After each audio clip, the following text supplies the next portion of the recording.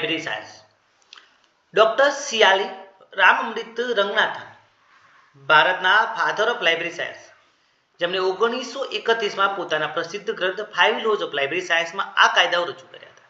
આ 5 કાયદાઓ આજે પણ લાઇબ્રેરી વિજ્ઞાન માટે યુનિવર્સલ પ્રિન્સિપલ તરીકે માન્ય છે.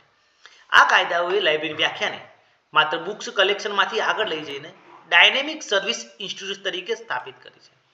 5 કાયદા જોઈએ તો પ્રથમ કાયદો બુક્સ આર ફોર યુઝ, એટલે કે પુસ્તકો ઉપયોગ માટે છે.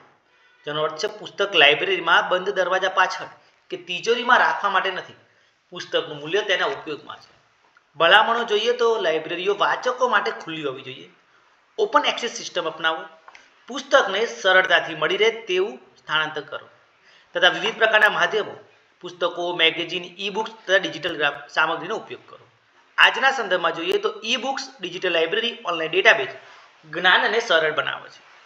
બીજો કાયદો છે એવરી રીડર હિઝ ઓર હર બુક, એટલે કે દરેક વાચકને તેનું પુસ્તક મળે, જેમાં દરેક વાચકને પોતાની જરૂરિયાત મુજબ સામગ્રી ઉપલબ્ધ કરાવી.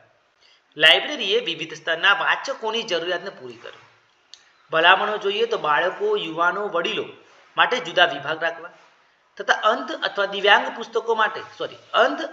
દિવ્યાંગ વાચકો માટે બ્રેલી બુક્સ તથા ઓડિયો બુક્સનું સંગ્રહ રાખવો તથા વિવિધ ભાષાઓમાં પુસ્તકો ઉપલબ્ધ કરવા.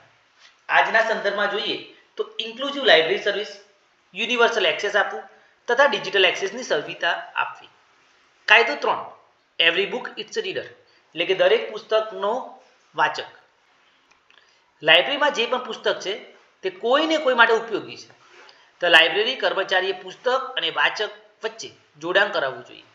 ભલામણો જોઈએ તો પ્રોપર ક્લાસિફિકેશન અને કેટલોગિંગ કરવું, બિબ્લિયોગ્રાફિક સર્વિસ આપવી તથા એસડીઆઈ અને સીએસ જેવી સર્વિસથી લાઇબ્રેરીનું પુસ્તકનું માર્કેટિંગ કરવું. આજના સંદર્ભમાં જોઈએ તો ઓપેક અને મેટાડેટા સ્ટાન્ડર્ડ. ચોથો કાયદો છે સેવ the time of the reader, એટલે કે વાચકનો સમય બચાવો, જેમાં વાચકને લાઇબ્રેરીમાં જરૂરી પુસ્તક તથા માહિતી ઝડપથી મળી રહે તે જરૂરી છે. ભલામણો જોઈએ તો efficient library layout, OPAC classification તથા સબ્જેક્ટ ઇન્ડેક્સિંગ અને તાલીમ પ્રાપ્ત એલાયન્સ પ્રોફેશનલ. આજના સંદર્ભમાં online search tool, digital database તથા ફેડરેટેડ સર્ચ એન્જિન. પાંચમું છે library is a growing organism, એટલે કે લાઇબ્રેરી એક વિકસતું સજીવ છે, જેનો અર્થ થાય છે લાઇબ્રેરી એક જીવંત સજીવની જેમ સતત વિકસે છે. તેમાં પુસ્તકો, સેવાઓ, સ્ટાફ અને ટેકનોલોજી સતત ઉમેરાતા જાય છે. ભલામણો જોઈએ તો નવું સાહિત્ય, નવી ટેકનોલોજી સામેલ કરવી તથા ડિજિટલ રિસોર્સ સાથે અપડેટ રહેવું તથા એલઆઈએસ વ્યવસાયિકો માટે સતત તાલીમ યોજવી. આજના સંદર્ભમાં જોઈએ તો ડિજિટલ લાઇબ્રેરી, હાઇબ્રિડ લાઇબ્રેરી તથા ઈ રિસોર્સ ઇન્ટિગ્રેશન. 5 કાયદાઓનું એકંદર મહત્વ જોઈએ તો લાઇબ્રેરીને સેવા કેન્દ્ર તરીકે સ્થાપિત કરવું જોઈએ, વાચક અને પુસ્તક સંબંધને કેન્દ્રમાં લાવવું, ક્લાસિફિકેશન, કેટલોગિંગ અને રેફરન્સ સર્વિસનો પાયો નાખ્યો, એલઆઈ શિક્ષણ નીતિ અને પ્રયોગમાં યુનિવર્સલ પ્રિન્સિપલ પૂરા પાડ્યા તથા આજના ડિજિટલ ઇરામાં પણ આ કાયદા પ્રસ્તુત છે.